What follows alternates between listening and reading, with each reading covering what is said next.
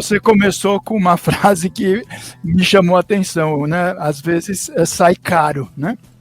O combinado sai caro, e realmente esse combinado está saindo muito caro, né, para a grande maioria da sociedade brasileira. Eu não digo nem só da população, da maioria da população, da sociedade, porque a gente tem um conjunto amplo de setores, né, quer dizer, que não são diretamente ligados ao financismo, a área da indústria, a área do comércio, dos serviços, que são demandantes de crédito, né? Eles precisam de financiamento, né? E essa coisa da Selic nas alturas acaba inviabilizando qualquer tipo de atividade no setor real da economia, como a gente diz, né? O Brasil continua sendo, e cada vez mais, infelizmente, o paraíso do financismo. Então, o que aconteceu? Antes de começar a nossa, eu vou confessar um pecadito, né? Eu fui olhar a nossa conversa lá de fevereiro, né? Você tinha me chamado para comentar justamente, né, o que tinha acontecido na última reunião, quais eram as perspectivas para a próxima, não sei o quê, parará. E não que eu tenha capacidade de previsão, né, Tiago, era praticamente sabido, né, o Roberto Campos Neto, é verdade, tinha deixado essa encomenda, mas não era uma obrigação, não, nem para a reunião anterior, nem para essa, que o Galípolo, né, na condição de presidente do Banco Central, já indicado pelo Lula, e a maioria, 7 sobre 9 diretores do Banco Central, que são os próprios membros do Copom, né, do Comitê de Política Monetária, a cada 45 dias, eu brinco, eles trocam de boné, né? Eles tiram o boné de diretor do Banco Central, colocam o boné de conselheiro do Copom, né, e fazem 2 reuniões, terça e quarta-feira, a cada 45 dias. Né? E por essas coincidências que não são tão coincidências, são os mesmos dias em que acontece a reunião do Fed, né, o Banco Central norte-americano, né, quer dizer, então as decisões acabam acontecendo no mesmo período. Lá é divulgado um pouco antes, pelo fuso horário, né, e quem não sabe, o Fed decidiu não aumentar mais a taxa de juros, nem diminuir, manteve. Tá? Então, o que acontece? Eu fui procurar os meus alfarrábios, né? O Copom aumentou, então, de 13,25 para 14,25, que realmente é um escândalo. Né? E veja, Tiago, e todo mundo que está nos assistindo, já houve alguns momentos na história recente que outras composições do Copom e do Bacen também aumentaram a Selic nesse nível. E veja, por uma infeliz coincidência, mais uma vez, a gente vai conversar com vocês em que contexto foi isso. Né? Depois a gente pode discutir se tem alguma similaridade com o momento que nós estamos vivendo agora. A última, né, quer dizer, a última não, a mais recente, foi no período de 2015 a 2016.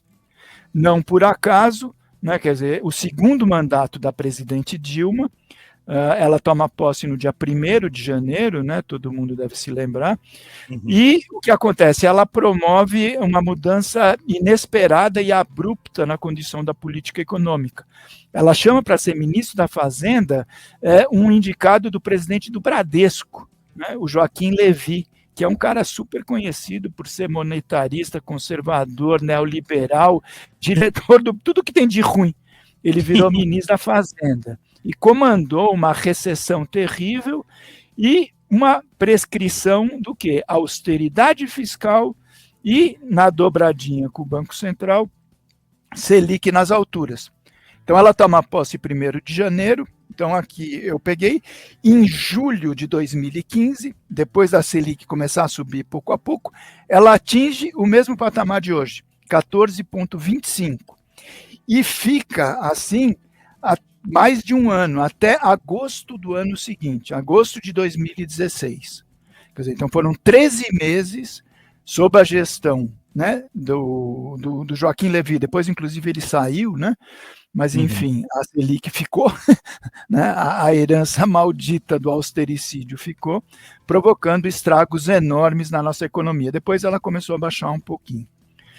O outro momento, um pouco anterior, né, foi o período justamente do primeiro mandato do presidente Lula. Né? Quer dizer, talvez os mais novos não se lembrem, não estejam nem vivos. Né? Em 2003, de novo, vamos voltar. Lula chama, então, o ex-presidente do internacional do Bank of Boston, que era um brasileiro, um dos maiores credores da dívida externa do Brasil da época, né? O Henrique Meirelles, ele desiste do mandato que ele tinha sido eleito para ser deputado federal pelos tucanos, pelo PSDB de Goiás, e vira presidente do Banco Central, né? Ele se orgulha de ser um dos mais longevos, né? Ficou 8 anos na presidência do banco, intocável e praticando taxas estratosféricas. Vamos dizer, no começo eles herdaram realmente uma taxa muito alta que vinha do final de 2002, aquela coisa da transição, o mercado financeiro fazendo uma grande chantagem sobre o risco, entre aspas, que representava a possível vitória do Lula, o dólar estourou e tal, e a Selic chegou a 26,5%. Né? Depois foi baixando, e em janeiro de 2003, né? Ela estava nesses 26,5 e chegou, então, até agosto de 2006 nessa faixa. Então, quer dizer, o primeiro mandato do presidente Lula, que tinha também os comandantes do austericídio, era Palocci na Fazenda, praticando os maiores superávites da nossa história, e Henrique Meirelles no Banco Central, praticando taxas de juros a Selic extremamente elevadas.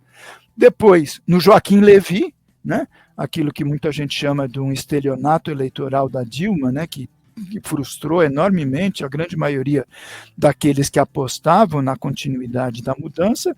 E agora, né, infelizmente, no terceiro mandato do presidente Lula, com os seus indicados, tá certo, na diretoria do banco, a gente volta àquele mesmo patamar.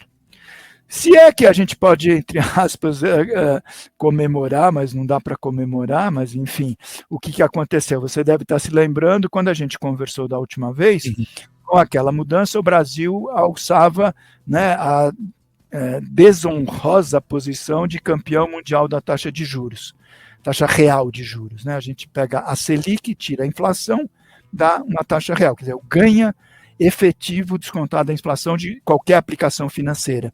Básica.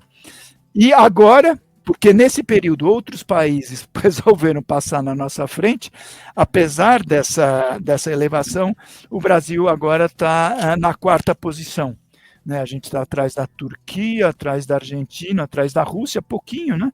Estamos com 8,8%, 8,9% de taxa real de juros, o que é elevadíssimo. Tá certo?